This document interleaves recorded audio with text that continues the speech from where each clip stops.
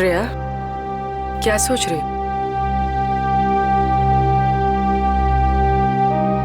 अपनी किस्मत पे हंस रही थी। मतलब? मैं एक ऐसे इंसान का इंतजार कर रही थी जिसके बारे में मुझे ये भी नहीं पता कि वो मुझसे प्यार करते भी हैं या नहीं। मगर श्रेया। मगर क्या पूर्वी? तुमने देखा ना वो कैसे चले गए। मैं समझती हूँ कि काम आ गया था, लेकिन अभिजीत सर थे ना, वो अभिजीत सर को भी तो भेज सकते थे ना। श्रेया, हो सकता है वो तुमसे बात करने आए हो। तो फिर कुछ कहा क्यों नहीं? कुछ तो कह सकते थे वो। 2 मिनट की बात थी। समथिंग।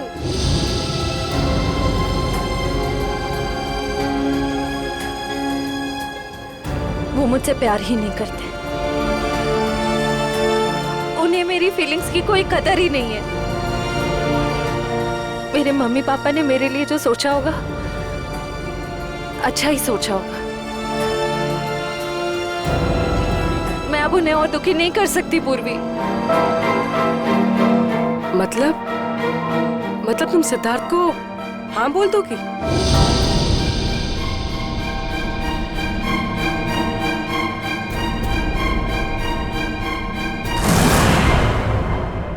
प्रशांत जी,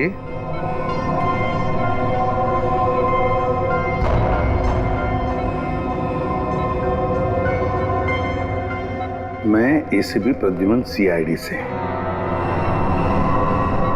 अब ठीक है।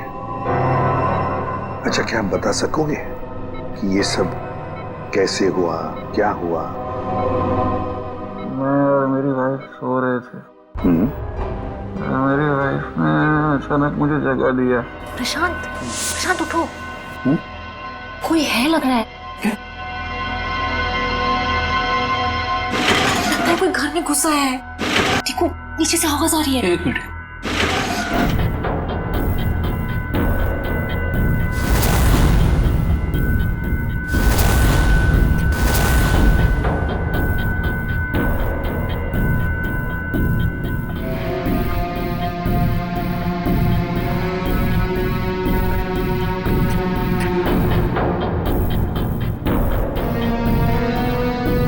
प्रशांत, मुझे डर लग रहा है। प्रशांत, डरो मत, जरा बैठो, मैं हूं ना।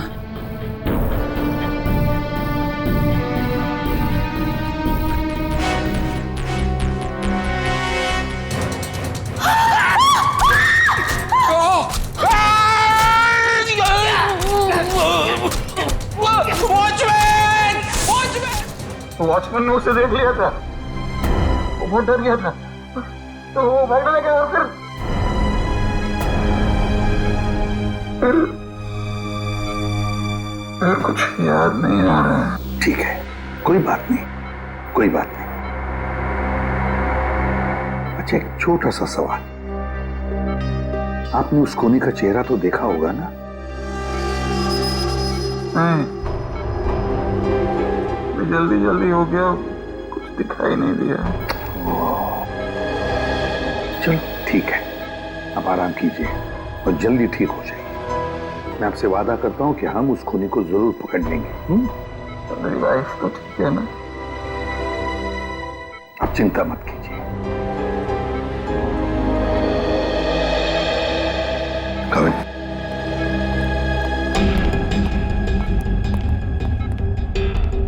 पहले 2 लोगों का खून और अब फिर इन दोनों पर हमला। एकदम बेरहमी से चाकू की वार की है। ऐसे लगता है हमला करने का तरीका एक ही है, खूनी भी एक ही होना चाहिए। सर, ये जो भी हमलावर है ये सीरियल किलर भी हो सकता है। हाँ, हो सकता है। काम करो काबिल, प्रशांत के घर का बाहर का जो एरिया है ना, अच्छी तरह से छान मारो। देखो, खूनी ने भागते वक्त कोई ना कोई सबूत तो छोड़ा ही होगा, कुछ ना कुछ तो जरूर मिलेगा। देखो अच्छी तरह से। फ्रेडी, मुझे अच्छी तरह से याद है 10-15 साल पहले एक आदमी इसी तरह से खून करता था, इसी तरह से बेरहमी से चाकू के वार किए उसने लोगों पर, और फिर उसे उम्र कैद की सजा भी हो गई। जरा देखो, पता लगा है कहां पर वो इस वक्त और उसका नाम क्या है। Yes sir. सर, हाँ सर, किशोर जी के घर पे काम करने वाली औरत ने जो कुछ भी कहा था बिल्कुल ठीक कहा था सर। वो 9:30 बजे अपने घर पहुंच गई थी और सुबह 8:30 बजे घर से निकली। और किशोर के घर कब पहुंची?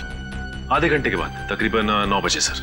और एक बात और, जब इस औरत का मोबाइल हमने ट्रैक किया तो पता चला कि इसका मोबाइल इसके घर पे ही था रात से लेकर सुबह तक। अच्छा, और वॉचमैन? सर, वॉचमैन का तो कोई भी क्रिमिनल रिकॉर्ड नहीं है। आसपास वालों का कहना है कि बहुत ही शरीफ आदमी है वो सर। सर, हाँ, ये देखिए सर, 15 साल पहले जिनके खून हुए थे वो इस आदमी ने किए थे। नाम है पुनीत, उम्र 30 साल, सेंट्रल जेल में है। और सर, ये उनके फोटो है जिनके खून हुए हैं। इनके शरीर पर भी ठीक वैसे ही चाकू के निशान है जैसे अभी मिली लाशों पे है। इस चाकू से वार किए थे उसने। बॉस पता लग गया। पहले जोड़े की मौत हुई है रात को 12 बजे और दूसरे कपल की मौत हुई है सवेरे 4 बजे। और ये देखिए, कुछ इस तरीके का है ये हथियार जिससे हमला हुआ है। ये तो बिल्कुल वैसा ही चाकू है जैसा पुनीत के रिकॉर्ड्स में है। अरे चाकू भी वैसा, खून करने का तरीका भी वैसा। तो क्या खून पुनीत ने किए? कहां तक गए थे आप? वहां तक सर, एकदम आखिरी तक। इशिता, देखो कुछ मिलता है क्या? Yes sir. आप यहां से आगे क्यों नहीं गए? साहब, इसके आगे बहुत अंधेरा था, वो अंधेरे में गायब हो गया। आप वॉचमैन हैं, टॉर्च, लाठी कुछ नहीं है आपके पास? थी साहब, पर अचानक साहब की चीख सुनी तो मैं घबरा गया। एक खूनी घर के अंदर घुसता है, खून करके चला जाता है और आपको कुछ पता नहीं चलता। सो रहे थे आप? नहीं साहब, कसम से।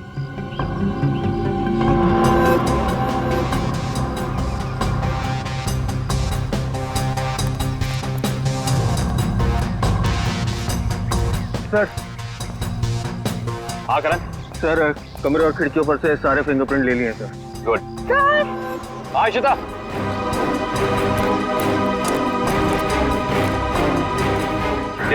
ये देखिए। ओह,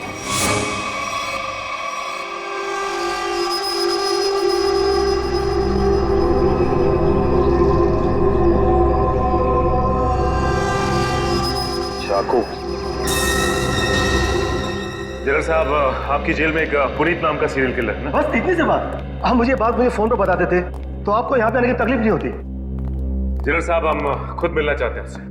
लेकिन पिछले हफ्ते ही उसे जेल से रिहा कर दिया गया है। जानते हुए भी कि वो एक सीरियल किलर है, आप लोगों ने कैसे छोड़ दिया उसे?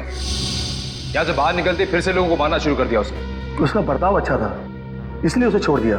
जेल में आने के बाद वो पूरा बदल गया था, सबसे मिलजुल कर रहता था, यहाँ तक कि किसी लड़ाई झगड़ा भी नहीं करता था वो। एक बार जेल में आग लग गई, अपनी जान की परवाह ना करते हुए उसने 6 कैदियों को उस आग से बचाया, इसलिए जेल प्रशासन ने उसे छोड़ दिया। ठीक है जनरल साहब, पुनीत के रिकॉर्ड की एक कॉपी चाहिए हमें। यार चलना फारूक, जल्दी देना यार रिपोर्ट। यार रिपोर्ट तैयार तो होने दो, देख रहे हो काम कर रहा हूँ, खड़ा तो नहीं हूं यार। तुम घोड़े पे सवार होते हो यार हमेशा। मैं क्या करूं फिर? 1 मिनट जरा तसल्ली रखो, देता हूँ। 1 मिनट रुको यार।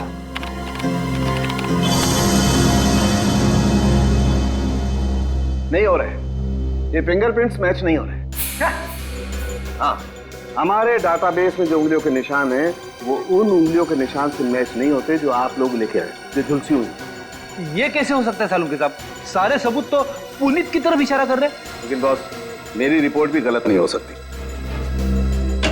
सर, हाँ सर, जेल से पुनीत की फिंगरप्रिंट्स मिले अभी के, और उसके अच्छे बर्ताव के लिए उसे रिहा कर दिया गया है सर। सालुंके चेक कर जरा। मगर सर, अभी तो हमने पुनीत की फिंगरप्रिंट्स चेक किए थे, उसका रिजल्ट तो नेगेटिव था। 1 मिनट वैभव, ये लेटेस्ट फिंगरप्रिंट्स है ना पुनीत के, तो इन्हें चेक करने में कोई प्रॉब्लम है क्या? नहीं सर। फिर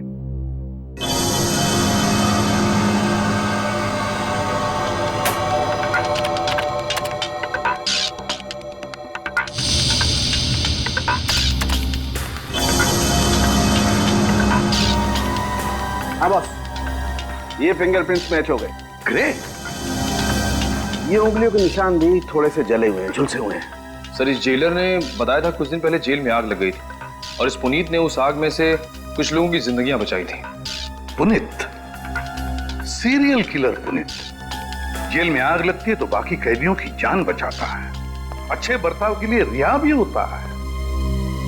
कहीं ऐसा तो नहीं कि ये पुनीत फिर से अपनी पुरानी आदतों पर उतर आया है? तुम पुनीत की बेटी हो? जी सर। क्या नाम है तुम्हारा बेटा? संध्या। संध्या। अच्छा, संध्या है ना? क्या ये तुम्हारी माँ है? जी सर। अच्छा, एक बात बताओ बेटा, क्या तुम अकेली रहती हो या तुम्हारे साथ और भी कोई है इस घर में? मेरा छोटा भाई आशु। आशु, बाहर आओ। जी दीदी। सीआईडी वाले आए हैं, पापा के बारे में पूछ रहे हैं। सर, कुछ पता चला पापा के बारे में? आपके पापा आपको बता के नहीं गए कि वो कहाँ जा रहे हैं? जी सर, कल शाम को पापा को एक कॉल आया था नौकरी के लिए और पापा ने कहा मैं रात तक लौट आऊंगा, पर पापा अब तक आए नहीं और उनका फोन भी बंद आ रहा है। क्या नंबर है उनका?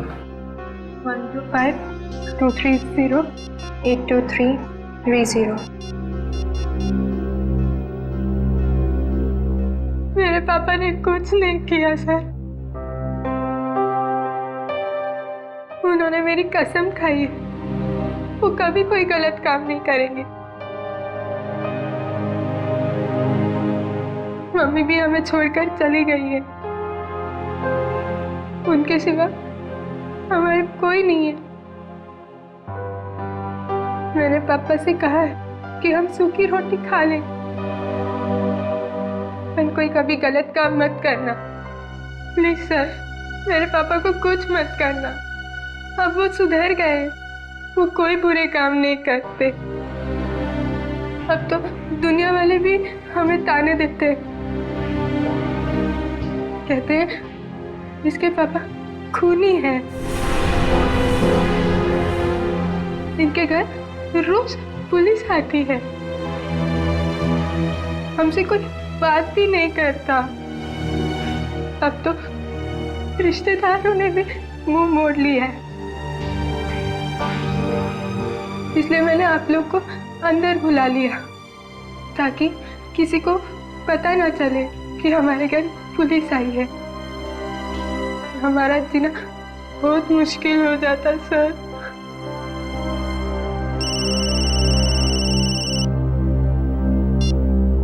हेलो, क्या? ओके। क्या हुआ? सर, प्रशांत जी की वाइफ प्रेमा जी की हॉस्पिटल में मौत हो गई है।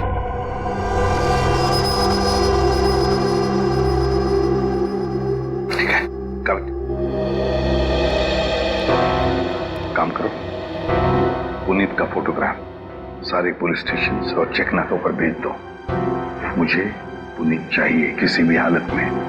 सब? हाँ।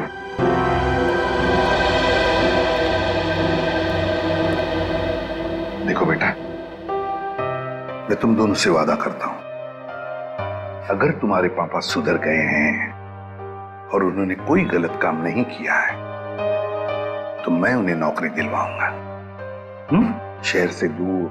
ठीक है? और एक बात, अगर तुम्हें किसी भी चीज की जरूरत पड़े तो मुझे फोन करना, ठीक है? चलो, अपना ख्याल रखना। ओके? सर, पुनीत शांतिनगर इलाके में है। एक लोकल कॉप रतन उसका पीछा कर रहा है। रतन से कहो उसे अपनी आंखों से ओझल ना होने दे, हमारे ऑफिसर्स आते ही होंगे अभी।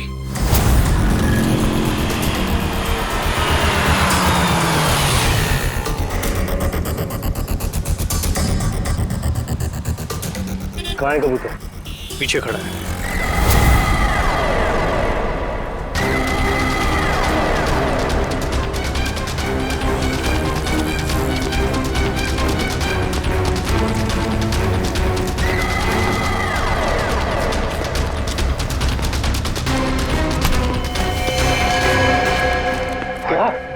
मुझे? मैंने कुछ नहीं किया। नाम पुनीत और काम।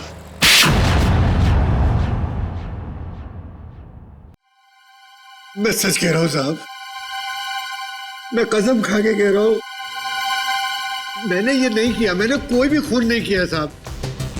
मैं सब बुरे काम छोड़ चुका हूं साहब। चुप! बंद करिए नाटक। मैं कैसे बताऊं आपको, जब मैंने किया ही नहीं है तो मैं कैसे कह दूं कि मैंने खून किया है? तो फिर तुम हमें देख के भागे क्यों? मैं बहुत डर गया था। मैं डर गया था कि आप लोग मेरी बात का यकीन नहीं करेंगे।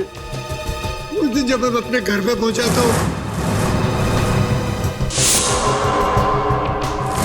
4 लोगों पर हमला हुआ है। 4, बिल्कुल उसी तरह जैसे तुम पहले भी कर चुके हो, और उसमें से 3 की तो मौत भी हो गई है।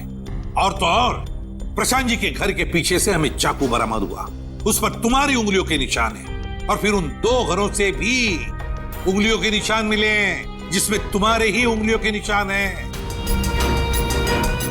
मैं सब आपको बताऊं, कोई मुझे फंसाने की कोशिश कर रहा है। कौन फंसाएगा तुम्हें? हा? ये नाटक बंद करो, समझे? तुम्हारा मोबाइल ट्रैक किया था हमने, और वहीं पे ट्रैक हुआ जहां जहां पे खून हुआ था। मुझे नौकरी के लिए बुलाया था साहब। मुझे किसी ने फोन करके मुझे 11:30 बजे सानपाड़ा में बुलाया। मैं वहां गया, वहां मुझे कोई नहीं मिला। मैंने इंतजार भी किया। मैं सच कह रहा हूं साहब, मुझे दूसरा फोन आया, सेंटर पे बुलाया मुझे 3:30 बजे। कोई सिक्योरिटी गार्ड का जॉब था। मैं सच कह रहा हूं साहब, आप मेरा एक काम कीजिए, आप फोन चेक कर लीजिए मेरा।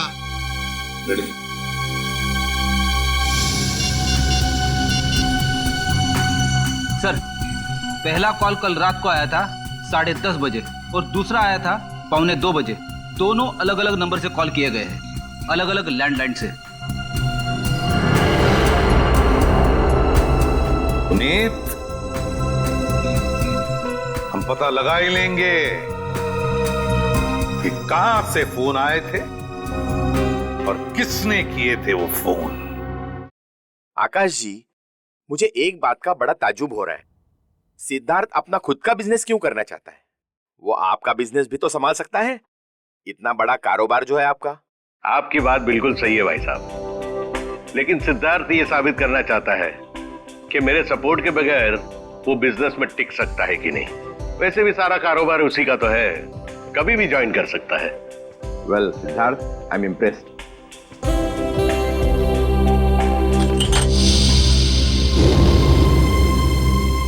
सॉरी,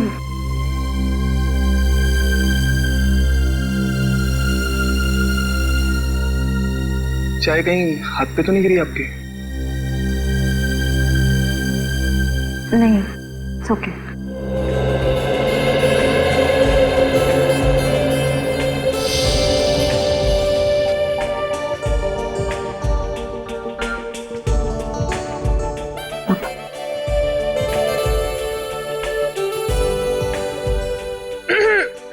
भैया, पापा अपनी चाय की वेट कर रहे हैं।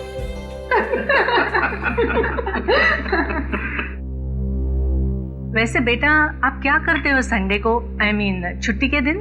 कुछ नहीं आंटी, थोड़ा दोस्तों के साथ घूमने चले जाता हूँ, फिरने चले जाता हूँ, कभी कभार क्रिकेट खेल लेता हूँ, एडवेंचर कर लेता हूँ थोड़ा बहुत, बस।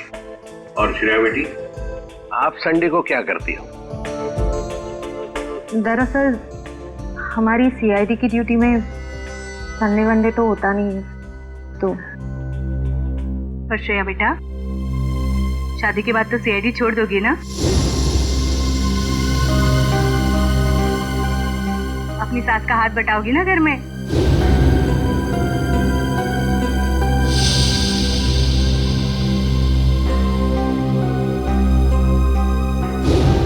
मम्मी, अगर श्रेया को आफ्टर मैरिज जॉब करना पसंद है तो वो कर सकती हैं। मुझे कोई एतराज नहीं है अगर उन्हें पसंद है तो जॉब करना।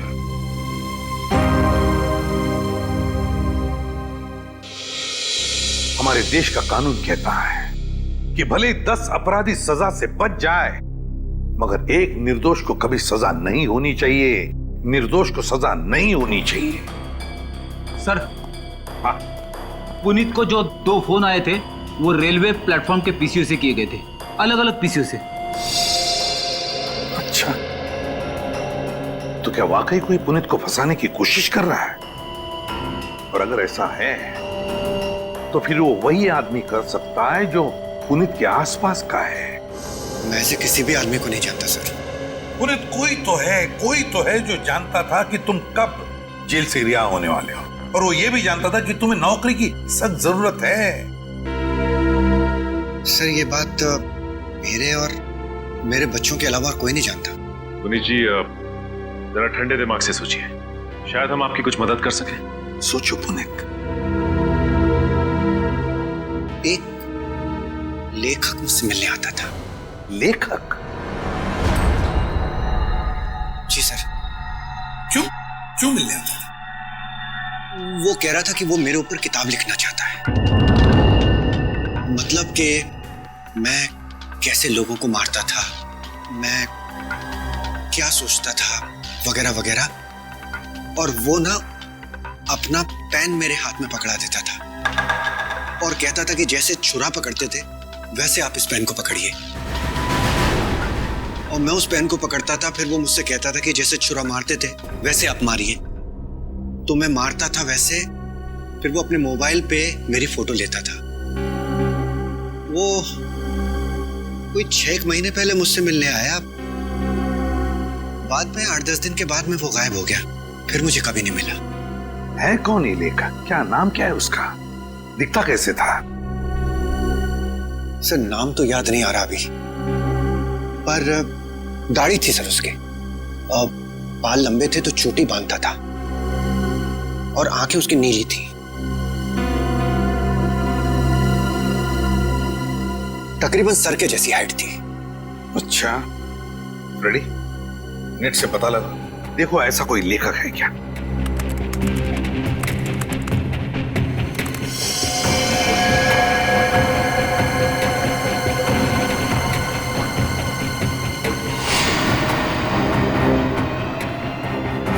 सर, ऐसा तो कोई लेखक है नहीं। ऐसा कोई लेखक है ही नहीं। ऐसा तो कोई लेखक है नहीं। सर, ये भी तो हो सकता है कि ये कोई लेखक ना हो, बल्कि कोई ऐसा बहरूपिया हो जो पुनीत के बारे में सारी जानकारी लेने के लिए आया हो। सचिन, ये बहरूपिया ही है, लेखक नहीं, बहरूपिया ही है। इसी ने पुनीत को 2 बार फोन करके बुला लिया था, सिक्योरिटी गार्ड की नौकरी के लिए और कॉल सेंटर पर। भले इसने लैंडलाइन से फोन किया हो, मगर उसके पास सेल फोन तो होगा ही ना, जरूर होगा सेल फोन। काम करो, उस वक्त इन दोनों जगहों पर पता लगाओ कौन कौन से सेल फोन नंबर्स नेटवर्क में थे।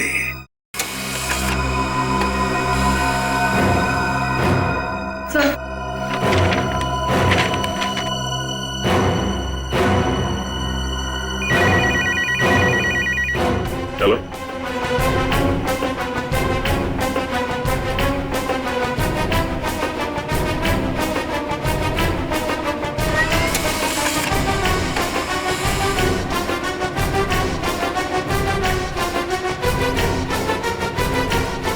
माय गॉड, पता लग गया सर। इन दोनों जगहों पे पुनीत के नंबर के अलावा एक और नंबर है जो कॉमन है सर। 10:30 से लेकर 12:30 के बीच ये नंबर सानपाड़ा में था, और 3:30 से 5:30 बजे सुबह ये नंबर सेंट्रल में था सर, जहां पे खून हुआ है। तो वे सचिन, पता लगाओ ये किसका मोबाइल नंबर है।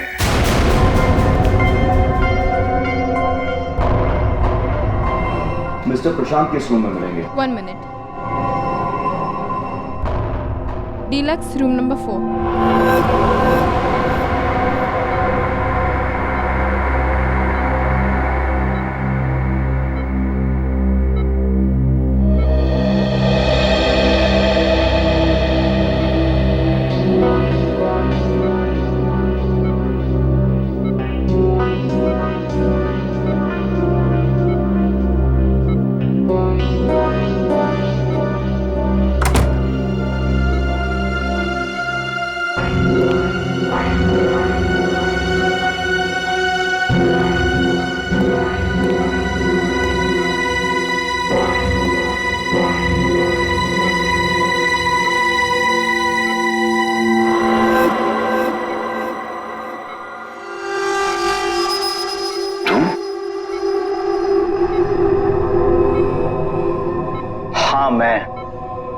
तुम्हें क्या लगा मैं तुम्हें ढूंढ नहीं पाऊंगा और तुम इतनी आसानी से बच जाओगे?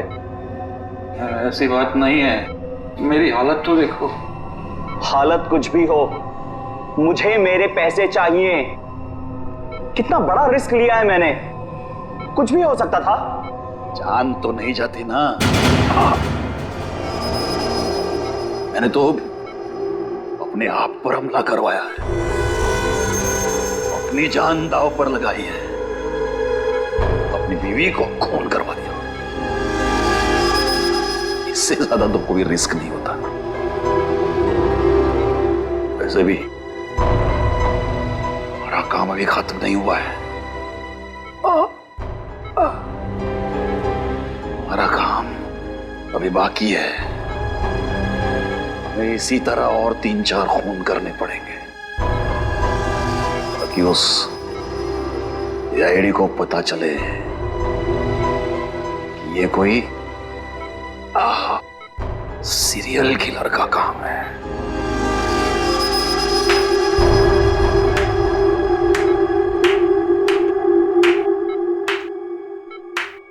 प्रशांत जी, बहुत खेल खेल लिया, अब हमारी बात। अब हम खेल खेलेंगे तुम्हारे साथ। इसका मतलब है आप लोगों ने हमारी सारी बातें सुनी? हाँ, हमने सब सुन लिया और यही सुनने के लिए हमने खेल भी रचाया था तुम्हें फंसाने का, और फंस गए तुम। इसे जानते हो ना, तुम्हारा आदमी। लेकिन अब ये तुम्हारा आदमी नहीं, हमारा आदमी, हमारा आदमी। सरकारी गवाह है ये, समझे? सरकारी गवाह।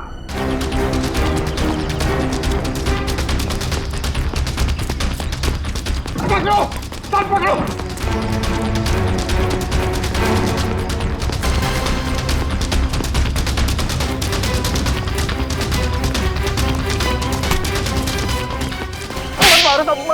मैंने कुछ नहीं किया। कुछ नहीं किया? कुछ नहीं किया मैंने। कुछ नहीं किया तो फिर हमें देखकर भागा क्यों? साहब मैं तो छोटी मोटी चोरी करता हूँ।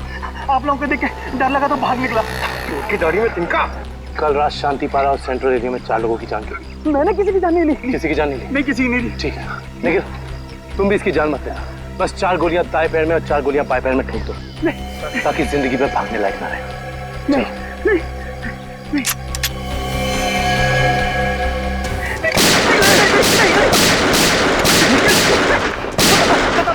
बताता हूँ, मुझे ऐसा करने के लिए किसी ने पैसे दिए। मैंने पैसे लेके खून किया था। और उसके बाद तुमने पुनीत को नौकरी देने के बहाने फोन करके बुलाया उस इलाके में, है ना? जी साहब। किसने दिए थे पैसे? प्रशांत जी। क्या?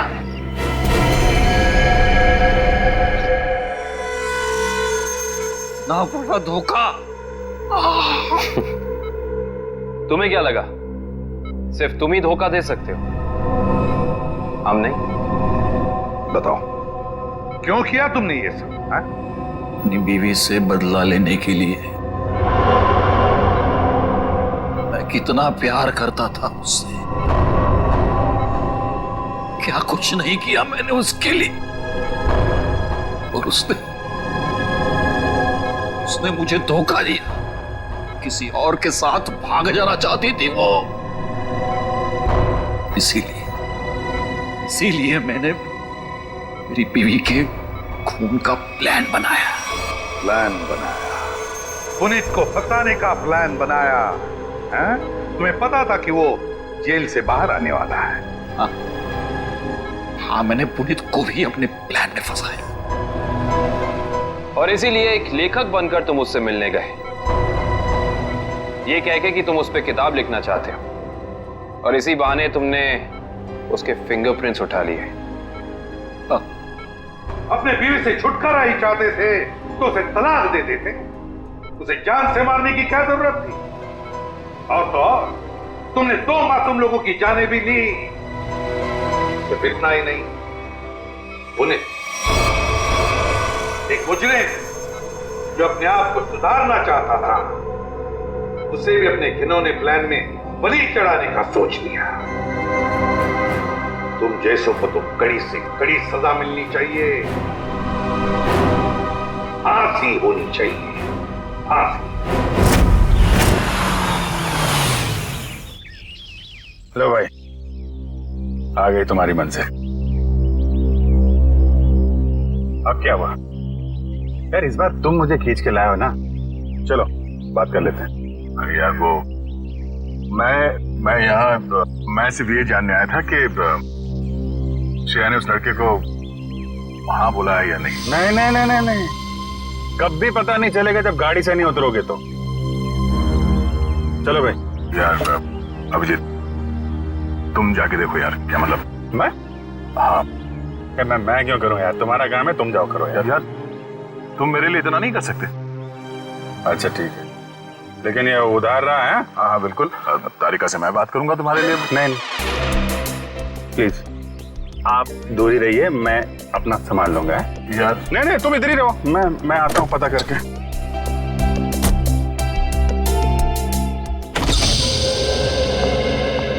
पूर्वी? सर आप यहाँ पर?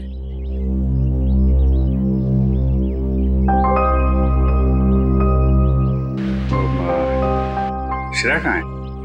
सर श्रेया अपने कमरे में। और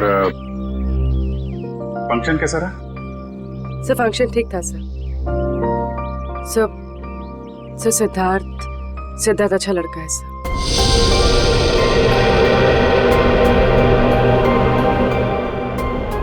श्रेया ने क्या क्या क्या बोला उसको?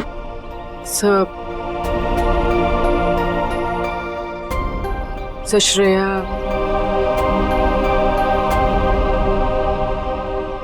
श्रेया ने हाँ कह दी।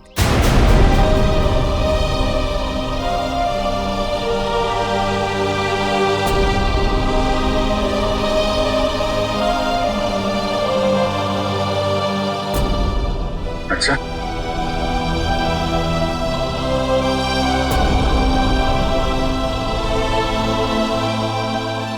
ओ ठीक, एक मिनट।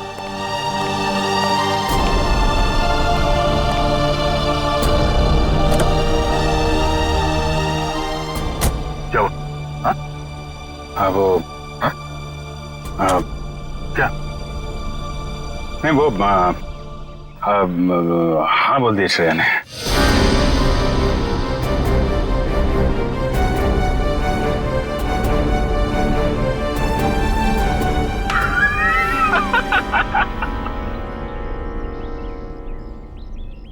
अरे यार क्या लड़का आया नहीं, तबीयत खराब हो गई उसकी।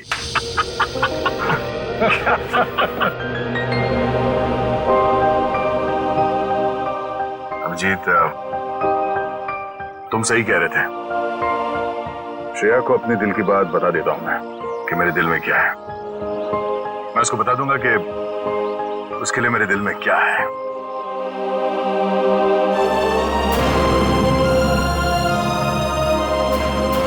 क्या बीतेगी दया पे जब उसे पता चलेगा कि श्रेया ने शादी के लिए उस लड़के को हाँ कर दी है।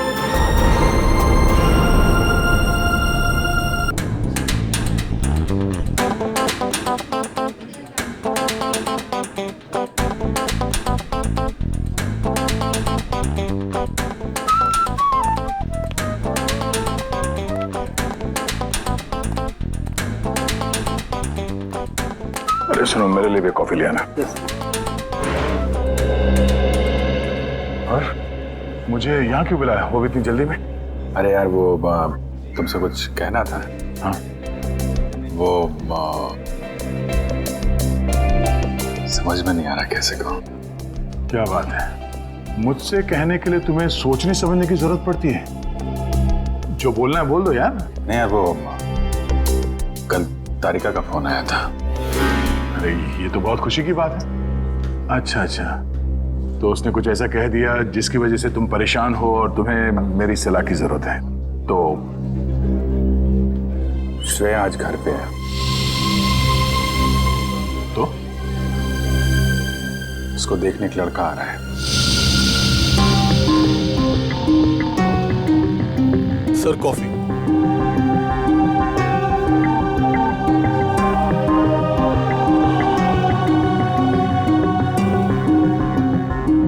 शादी के लिए।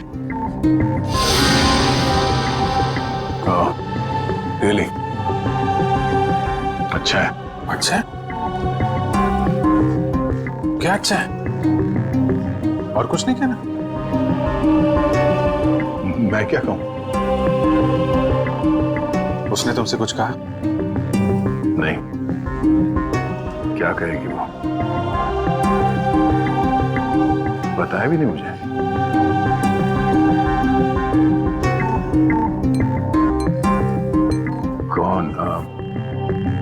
कौन है वो? उसके पिताजी के दोस्त का बेटा है। आज शाम 4 बजे वो लोग आ रहे हैं उसके घर पे। अच्छा है, श्रेया के लिए अच्छा है। सच्चाई से भागने की कोशिश मत करो दया, बात करो उससे। मैं क्या बात करूं उससे? अरे अपने बारे में, उसके बारे में। नहीं, उसने मुझसे कुछ कहा नहीं। और किसी के साथ उसकी शादी होने वाली है, वो खुश है, मैं भी खुश हूं यार। ऐसा मत कर मेरे भाई, कोई तुम्हारी तरफ हाथ बढ़ा रहा है, उसका हाथ थाम लो, इससे पहले कि देर हो जाए। अभिजीत, तुम जो कह रहे हो शायद मैं नहीं कर पाऊं यार। अरे लेकिन क्यों नहीं कह पाओगे यार? तुमने भी तो अभी तक डॉक्टर तारिका से कुछ नहीं कहा। जो काम तुम खुद नहीं कर सकते, प्लीज उस बात की नसीहत तुम दूसरों को मत दो यार। अभिजीत सॉरी देखो, मैं ये नहीं कर सकता। खड़े हो जाओ। हाँ, मैं कहता हूँ चुपचाप खड़े हो जाओ। चलो मेरे साथ। कहाँ? अरे चलो तो। अरे यार चलो अभिजीत, सुनो तो, चलो।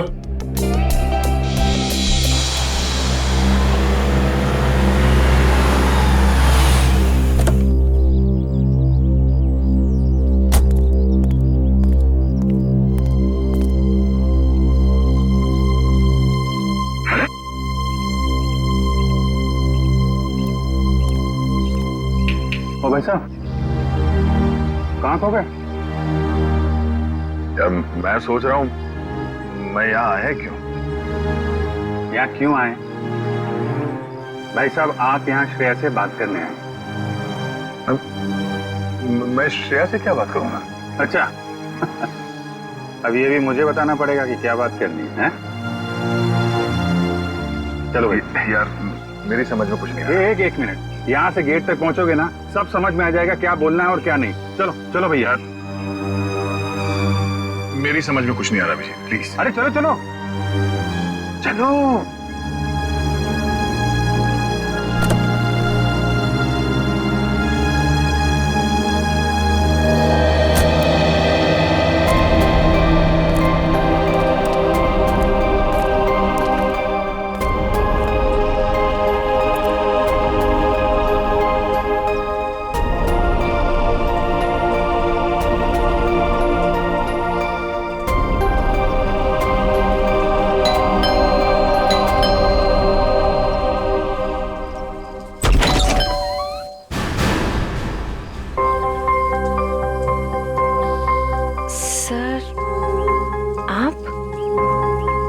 हाय श्रेया, कैसी हो तुम?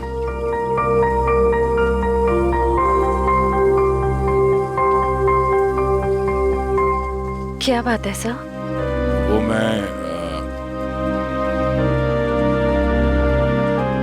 हम लोग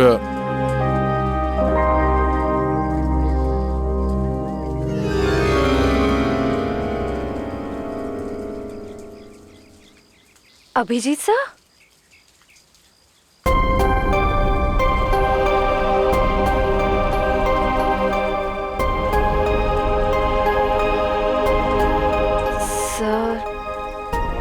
बोलिए ना, क्या बात है? नहीं, वो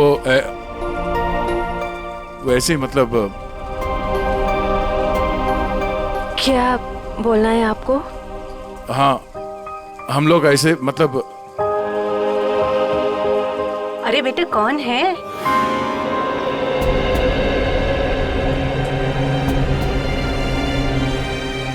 अरे दया बेटा, बाहर क्यों खड़े हो? अंदर आओ। श्रेया, उन्हें अंदर बुलाओ। हाँ सर, आइए ना प्लीज।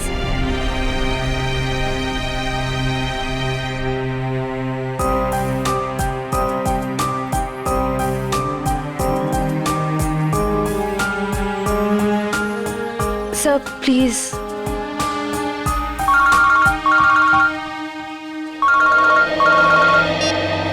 हेलो।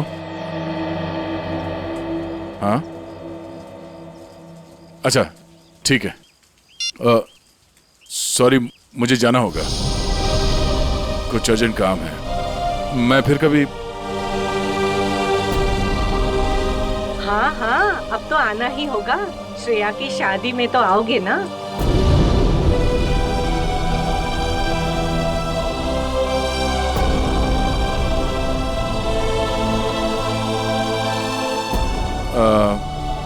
ठीक है, मैं फिर कभी आ जाऊंगा। Okay bye.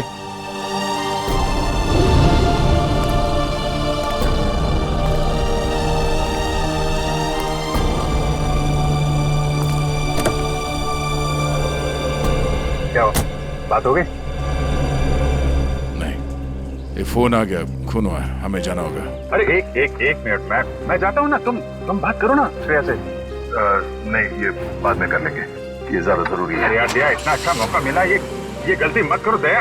अरे सुनो, मैं जा रहा हूँ ना, मैं चलता हूँ।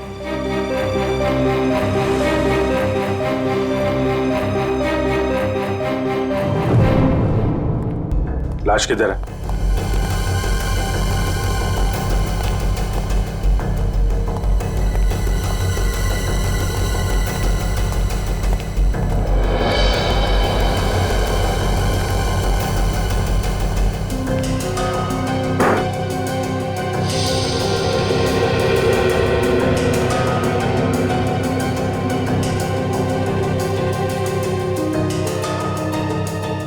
चाकू के घाव है, कई बार वार किया गया है। दोनों बॉडीज पर किसी और चोट का निशान नहीं है। और सर कोई हाथापाई के निशान भी नहीं है हाथों पर। लगता है दोनों सोए हुए थे जब इन पे हमला हुआ, उठने या भागने का मौका ही नहीं मिला। क्यों दया? हाँ, काफी तेजी से मारा है खूनी ने दोनों को अंधाधुंध, छटपटा कर दम तोड़ दिया होगा दोनों ने। सर खूनी के एक्सेस ज्यादा भी हो सकते हैं। हो सकता है। कमरे की तलाशी लो, देखो हथियार कहाँ है। तुम में से किसी ने देखा खून होते हुए? नहीं साहब, हम दोनों जब अंदर आए।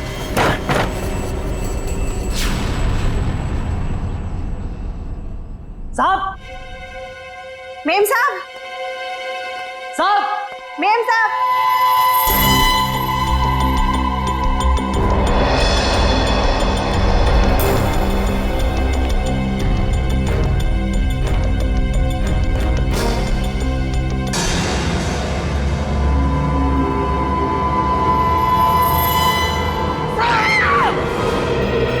बाहर रहते हो और घर के अंदर खून हो गया है?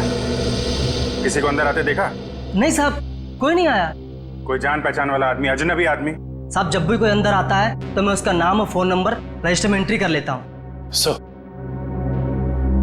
सो कोई चाकू या हथियार नहीं वाला, रुपए गहने भी सही सलामत है, कोई लूटपाट भी नहीं हुई। सर किशोर नाम है मरने वाले का, घंटाघर में कपड़े की दुकान है और उसकी बीवी का नाम जया है।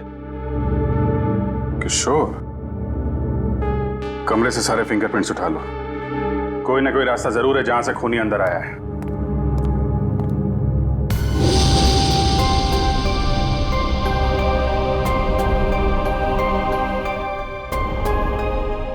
एक श्रेया आपके लिए खास है और एक श्रेया दया सर के लिए खास है।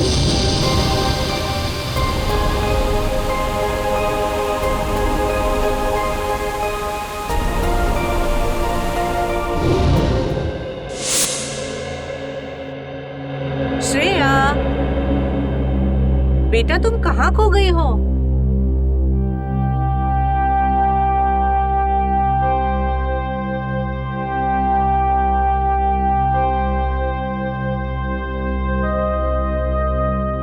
दरअसल आंटी, श्रेया अपने आने वाली जिंदगी के सपनों में खो गई है, इसलिए कुछ बोल नहीं रही।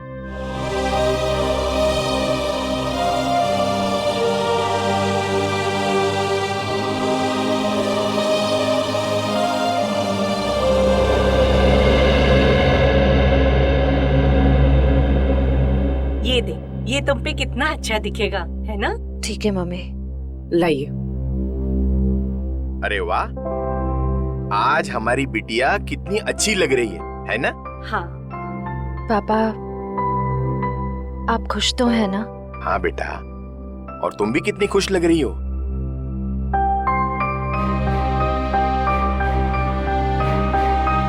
देखो, हमारी तरफ से तो हाँ है, बस अब लड़का लड़की एक दूसरे को पसंद कर ले, बस। वैसा आदमी घर के अंदर घुसा है जिससे घर वालों की पूरी जानकारी थी। हो सकता है इनकी जान पहचान वाला कोई हो जिसके पास घर की चाबी हो। आखिरी बार कब देखा तूने? साहब, कल रात को मैंने देखा था। मैं अपना काम खत्म करके चली गई थी। जब तुम यहाँ से गई तो घर में कौन कौन था? सिर्फ मेम साहब थे। साहब तब तक नहीं आए थे। क्या? साहब कब आए? साहब करीब 11 बजे आए थे साहब। अच्छा, तुम दोनों के अलावा घर में कोई था नहीं, बाहर से कोई आदमी अंदर आया नहीं, तो फिर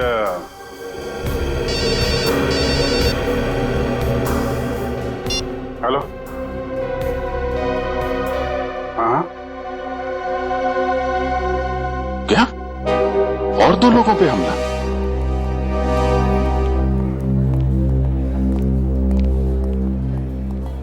डॉक्टर साहब, मैं एसीपी प्रद्युमन, सीआईडी से। डॉक्टर साहब, आपके यहाँ प्रशांत और प्रेमा ये पति पत्नी को एडमिट किया है, उन्हें चाकू से मारा गया है, उनके बारे में पूछताछ करनी है। सर, वो दोनों हस्बैंड वाइफ की बच्चों की कोई उम्मीद नहीं थी, इसलिए मैंने किसी का इंतजार किए बगैर इलाज शुरू कर दिया है। हस्बैंड को हमने बचा लिया है, लेकिन वाइफ की तबीयत अभी भी नाजुक है। फिर उन दोनों को लाया किसने यहाँ पर? ये बंगले का वॉचमैन। अच्छा, सुनो दोस्त, क्या नाम है तुम्हारा? रमेश। क्या हुआ वहां पर, बताओ जरा। साहब, मैं बंगले के बाहर था, मैंने अचानक साहब के चीखने की आवाज सुनी। मैं भाग के अंदर गया और मैंने देखा कि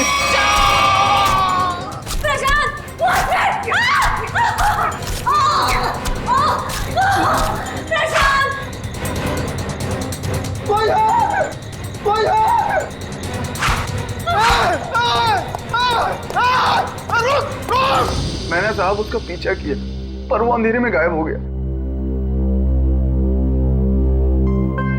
अंधेरे में गायब हो गया?